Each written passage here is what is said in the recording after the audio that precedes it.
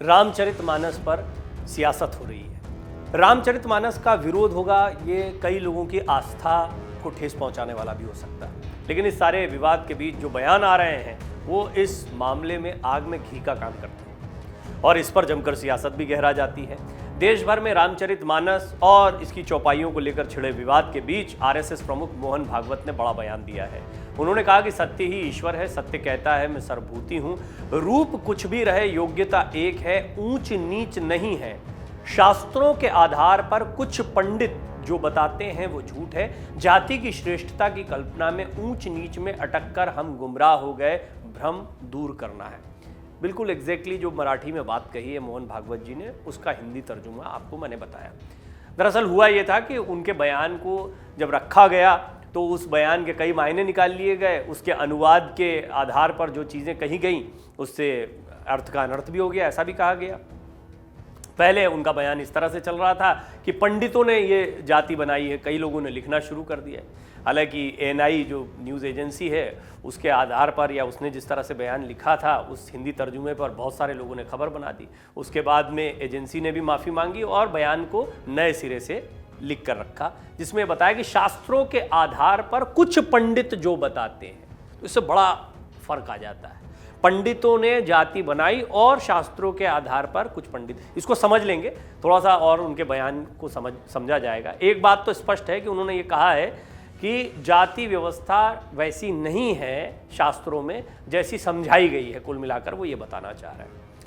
इस पर थोड़ी और बात करें, लेकिन अभी तो राजनीतिक बात हो रही है। ये रामकथा मर्मज्ञ और शास्त्रों के जानकार क्या कहेंगे वो तो एक अलग बात है, कह भी रहे हैं अलग बयान। लेकिन जब मोहन भागवत जी का बयान आया है तो इस पर सियासी बयान तो आएंगे ही। विपक्ष हमलावर हुआ। राउत बोले हैं, संजय राउत कह रहे हैं सत्ता में बैठे लोगों को समझाइए। राउत जो है वो सीधे उन पर हमला करने के बजाय उनको कह रहे हैं कि सत्ता में बैठे लोगों को समझाइए। दरअसल मोहन भागवत ने रविवार को कहा कि काशी का मंदिर टूटने के बाद छत्रपति शिवाजी महाराज ने औरंगजेब को खत लिखकर कहा था कि हिंदू मुसलमान सब एक ही ईश्वर के बच्चे हैं। आपके राज में एक के ऊपर एक अत्याचार हो रहा है, वो गलत है। सबका सम्मान करना आपका कर्तव्य है। अगर ये नहीं रुकी तो तलवार से इसका जवाब दूंगा। संघ प्रमुख ने कहा सत्य ही ईश्वर है, सत्य कहता है मैं सर्वभूति हूँ, रूप कुछ भी रहे योग्यता एक है, ऊंच नीच नहीं है। शास्त्रों के आधार पर कुछ पंडित जो बताते हैं वो झूठ है। जाति की श्रेष्ठता की कल्पना में ऊंच नीच में अटक कर हम गुमराह हो गए हैं, भ्रम दूर करना है। एक बार फिर मैंने आपको उनका बयान बताया। उन्होंने आगे ये भी कहा कि संत रविदास ने कहा कर्म करो, धर्म के अनुसार कर्म करो, पूरे समाज को जोड़ो, समाज में उन्नति के लिए काम करना यही धर्म है। सिर्फ अपने बारे में सोचना और पेट भरना ही धर्म नहीं है। और यही वजह है कि समाज के बड़े बड़े लोग संत रविदास के भक्त बने। भागवत ने कहा कि लोग चाहे किसी भी तरह का काम करें उसका सम्मान होना चाहिए। श्रम के लिए सम्मान की कमी बेरोजगारी के कारणों में से एक है। कार्य के लिए चाहे शारीरिक श्रम की आवश्यकता हो या बुद्धि की, चाहे उसके लिए कड़ी मेहनत की आवश्यकता हो या सॉफ्ट स्किल्स की, सभी का सम्मान किया जाना चाहिए। उन्होंने कहा कि हर कोई नौकरी के पीछे भाग रहा है। सरकारी नौकरियां मात्र 10% के आसपास ही हैं, जबकि अन्य नौकरियां करीब 20% हैं। दुनिया का कोई भी समाज 30% से अधिक रोजगार पैदा नहीं कर सकता। उन्होंने कहा कि जिस काम में कठिन परिश्रम की आवश्यकता होती है उसका सम्मान नहीं किया जाता है। उन्होंने उदाहरण देते हुए कहा कि कप और बर्तन धोने वाले एक व्यक्ति ने थोड़ी जमा पूंजी से पान की एक दुकान खोली और उसने लगभग 28 लाख रुपए की संपत्ति अर्जित की। लेकिन इसके बावजूद हमारे नौजवान नियोक्ता से कोई जवाब न मिलने पर भी नौकरी के लिए आवेदन करते रहते हैं। संघ प्रमुख ने कहा कि देश में ऐसे बहुत से किसान हैं जो खेती से अच्छी खासी आय अर्जित करने के बावजूद शादी करने के लिए संघर्ष करते हैं। मोहन भागवत ने कहा कि दुनिया में हालात देश के विश्व गुरु बनने के अनुकूल हैं। तो एक बात तो उन्होंने कह दी है कि दुनिया में कोई भी इकोनॉमी जो है वो 30% से ज़्यादा रोजगार जनरेट नहीं कर सकती है। इसमें सरकारी 10% और अन्य रोजगार जो है 20% है। बाकी 70% लोगों के लिए काम धंधा, मेहनत करना, परिश्रम करना, अपनी स्किल्स को डेवलप करना, छोटे मोटे या बड़े जैसे भी व्यवसाय हैं इनके ज़रिए अपने आप को मजबूत बनाना, यही महत्वपूर्ण है। उन्होंने ये भी कहा कि देश में कौशल की कमी नहीं है, लेकिन हम दुनिया में प्रमुखता हासिल करने के बाद अन्य देशों की तरह नहीं होने जा रहे हैं। देश में इस्लामी आक्रमण से पहले अन्य आक्रमणकारियों ने हमारी जीवन शैली, हमारी परंपराओं और हमारे विचारों को अस्त व्यस्त नहीं किया। इस्लामी आक्रमणकारियों के पास तार्किक तर्क थे। पहले उन्होंने अपने पराक्रम से हमें हराया और फिर हमें मानसिक रूप से दबाया। उन्होंने कहा कि अपने स्वार्थ के कारण हमने आक्रमणकारियों को खुद पर आक्रमण करने का मार्ग प्रशस्त किया। स्वार्थ हमारे समाज में हावी हो गया और हमने दूसरे लोगों को दूसरे लोगों और उनके काम को महत्व देना बंद कर दिया। भागवत का दावा है कि छुआछूत से परेशान होकर अंबेडकर ने छोड़ा था हिंदू धर्म। मोहन भागवत ने यह भी दावा किया कि डॉक्टर बाबा साहेब अंबेडकर जैसे प्रसिद्ध लोगों और संतों ने समाज में व्याप्त छुआछूत का विरोध किया था। छुआछूत से परेशान होकर डॉक्टर अंबेडकर ने हिंदू धर्म छोड़ दिया था, लेकिन उन्होंने किसी अन्य अनुचित धर्म को नहीं अपनाया और गौतम बुद्ध के दिखाए मार्ग को चुना। उनकी शिक्षाएं भी भारत की सोच में शामिल हैं। मोहन भागवत के बयान पर विपक्ष ने अब निशाना साधा। इस पर राजनीति भी देखिए। शिवसेना उद्धव ठाकरे गुट के सांसद जो हैं संजय राउत, उन्होंने कहा कि उनके द्वारा कही गई बातें समाज में एकता रखने के लिए बेहद ज़रूरी हैं, लेकिन समाज तोड़ने का काम कौन कर रहा है? वो उनकी बातों का विरोध नहीं कर रहे हैं। संजय राउत आपके लोग ही कर रहे हैं, ये बात कह रहे हैं। तो सबसे पहले आप ये बात जो लोग सत्ता में बैठे हैं उन्हें समझाइए, जो भी आप कुछ कह रहे हैं। वहीं राज्यसभा सांसद और वरिष्ठ कांग्रेस नेता कपिल सिब्बल ने भी आरएसएस प्रमुख की उस टिप्पणी पर कटाक्ष किया जिसमें लोगों से नौकरियों के पीछे नहीं भागने की अपील की गई थी। उन्होंने पूछा कि प्रधानमंत्री नरेंद्र मोदी के हर साल 2 करोड़ नौकरियों के वादे का क्या हुआ। इससे पहले भागवत ने कहा था कि श्रम के लिए सम्मान की कमी देश में बेरोजगारी के मुख्य कारणों में से एक है। उन्होंने लोगों से उनकी प्रकृति के बावजूद सभी प्रकार के काम का सम्मान करने का आग्रह किया। साथ ही उन्होंने नौकरियों के पीछे दौड़ना बंद करने के लिए भी कहा। इससे पहले पिछले महीने गोवा में एक सभा को संबोधित करते हुए आरएसएस प्रमुख मोहन भागवत ने कहा था कि भारत की सब भाषाएं हमारी भाषाएं हैं। भारत के सब प्रकार के लोग मेरे अपने हैं। जो मेरा अपना है वो मेरा है, उस पर मैं श्रद्धापूर्वक चलूंगा, लेकिन मैं इन सब विविधताओं का सम्मान करूंगा, आदर करूंगा, उनके विकास में मैं हाथ लगाऊंगा। इससे पहले संघ प्रमुख ने कहा था, भारत में मुसलमानों को डरने की जरूरत नहीं, गलत बयानबाजी से परहेज करना होगा। मोहन भागवत ने यह भी कहा था कि भारत में मुसलमानों को डरने की कोई ज़रूरत नहीं, लेकिन उन्हें खुद को सर्वश्रेष्ठ बताने की गलत बयानबाजी से परहेज करना होगा। आरएसएस के मुखपत्र ऑर्गेनाइजर और पांचजन्य को दिए एक साक्षात्कार में भागवत ने कहा था, सीधी सी बात है, हिंदुस्तान हिंदुस्तान ही रहना चाहिए। आज भारत में रह रहे मुसलमानों को कोई नुकसान नहीं, इस्लाम को कोई खतरा नहीं, लेकिन मुसलमानों को वर्चस्व की अपनी गलत बयानबाजी छोड़ देनी चाहिए। उन्होंने कहा था कि हम महान जाति के हैं, हमने इस देश पर शासन किया है और फिर से शासन करेंगे। सिर्फ हमारा रास्ता सही है, बाकी सब गलत है। हम अलग हैं, इसलिए हम ऐसे ही रहेंगे, हम एक साथ नहीं रह सकते। मुसलमानों को इस धारणा को छोड़ देना चाहिए। यहाँ रहने वाले चाहे हिंदू हो या कम्युनिस्ट, सबको इस भाव को छोड़ देना चाहिए। आपको बता दें, आज मजहब की लड़ाई को लेकर जमकर बयानबाजी देखने को मिल रही है। हिंदू मुसलमानों को लेकर जमकर बयानबाजी हो रही है। देश में जाति और धर्म की राजनीति अब अलग अलग स्तर पर देखने को मिल रही है। धर्म के बाद अब जातियों पर जो राजनीति हो रही है उसमें उत्तर प्रदेश बड़ा आगे दिख रहा है।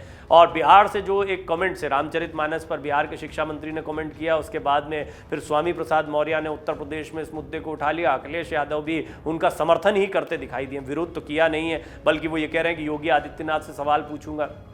ये सारा विवाद गर्माता देखते हुए अब बीजेपी भी इस पर कोई स्टैंड नहीं ले सकती। देखिए, एक बड़ा दिलचस्प पहलू ये है कि स्वामी प्रसाद मौर्य जो कह रहे हैं, केशव प्रसाद मौर्य भी उस पर कुछ टिप्पणी नहीं कर सकते। केशव प्रसाद मौर्य जातिगत जनगणना का समर्थन करते दिखाई दिए। एक तरीके से वो अखिलेश यादव की एक जो पुरानी मांग रही है उसका समर्थन दिखाई पड़ता है।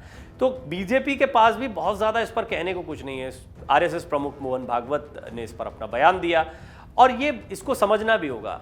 जो शास्त्र के जानकार हैं, जो पांडित्य के जरिए शास्त्रों को समझाते हैं, उन्होंने इसकी अलग अलग व्याख्या रखी है। इस व्याख्या में वर्ण व्यवस्था को समझाते हुए लोगों के अपने व्यक्तित्व और उनकी जो क्षमताएं, उसके आधार पर जो वो कार्य करते हैं, उसको वर्ण की श्रेणी में रखा गया। यानी धीरे धीरे सभी को अब अगर आप पतंजलि को पढ़ते हैं, योग सूत्रों को पढ़ते हैं या गीता को पढ़ते हैं, तो उसमें भी वर्ण व्यवस्था को जिस तरीके से समझाया गया है उसका इंटरप्रिटेशन या भाषा टीका वैसे सामने नहीं रखा गया। ये कई मर्मज्ञ कहते हैं, जो शास्त्रों के मर्मज्ञ हैं, वो इन चीज़ों को एक्सप्लेन करते हैं और समझाते हैं। ये बताते हैं कि वर्ण व्यवस्था हमारी अपनी क्षमताओं से, अपने व्यक्तित्व के आधार पर तय की गई थी। कोई किसी कार्य को करने के लिए सक्षम है, कोई किसी कार्य को करने के लिए सक्षम है, और सभी ईश्वर की प्राप्ति कर सकते हैं और सभी उच्च पद पर जा सकते हैं, उस जगह पर जा सकते हैं जहां पर कभी भी कोई भी महामानव गया है या मानव गया है।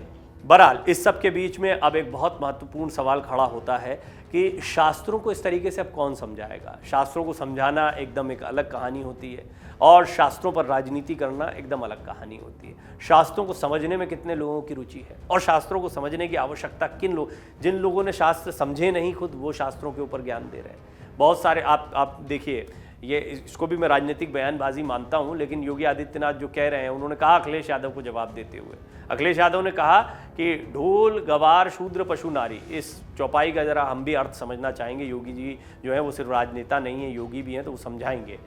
तो योगी आदित्यनाथ जी का जवाब आया इस पर, उन्होंने कहा कि जिसको समझ में आएगा उसको समझाया जाएगा, हर किसी को समझाया नहीं जा सकता। ये तो राजनीतिक बयानबाजी।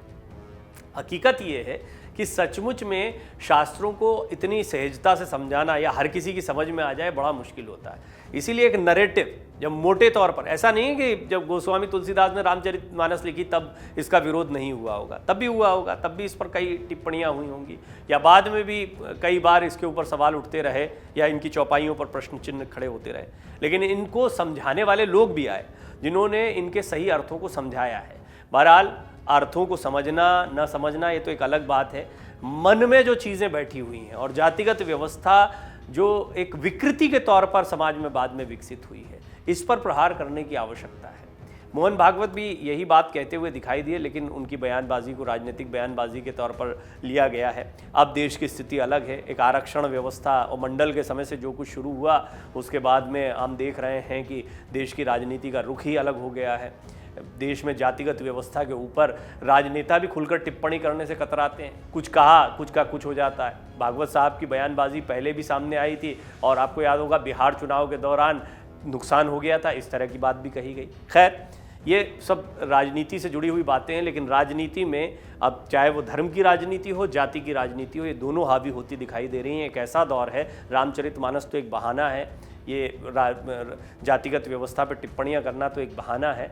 असली मकसद ये है कि हम किसी एक विशेष वर्ग समूह का या वोट बैंक का, सीधे सीधे कड़े शब्दों में कहा, वोट बैंक का समर्थन चाहते हैं और उसके प्रति अपना समर्पण दिखाते हैं, उसको अपनी तरफ आकर्षित करने के प्रयास करते हैं। कैसे करें? बयानों के जरिए उनको बताया जाए कि भाई आपका अपमान हुआ, आपका सम्मान हुआ, जैसी बहुत सी बातें मायावती भी कह रही हैं, अखिलेश यादव भी कह रहे हैं, बीजेपी की भी यही मजबूरी रहेगी। मोहन भागवत साहब का भी अपना एक बयान आया है। खैर, आपकी राय बहुत ज़रूरी होती है। आपको क्या लगता है, जातिगत व्यवस्था, वर्ण व्यवस्था को शास्त्रों को कुछ पंडितों ने, जैसा मोहन भागवत के कुछ पंडितों ने गलत तरीके से पेश किया, और उसके जो गलत नैरेटिव सेट हुए हैं या उसकी जो गलत भाषा टीकाएं या परिभाषाएं निरूपित की गई हैं, उसने देश में या हमारी जो संस्कृति है उसमें जाति व्यवस्था की ये विकृति पैदा की है, और शास्त्र कुछ और कहते हैं। आपकी राय भी आप ज़रूर रखें। कोई प्रश्न है तो आप वो ज़रूर रखें। उन प्रश्नों के आधार पर हम विशेषज्ञों से बात करके इस विषय पर विस्तार से कुछ और बातें आपके सामने रखेंगे। डाउनलोड करें अमर उजाला ऐप और पाएं खबरें लगातार। अगर आप ये वीडियो YouTube पर देख रहे हैं तो हमारे चैनल को सब्सक्राइब करें और बेल आइकन को दबाना ना भूलें। अगर आप Facebook पर ये वीडियो देख रहे हैं तो हमारे पेज को लाइक करें।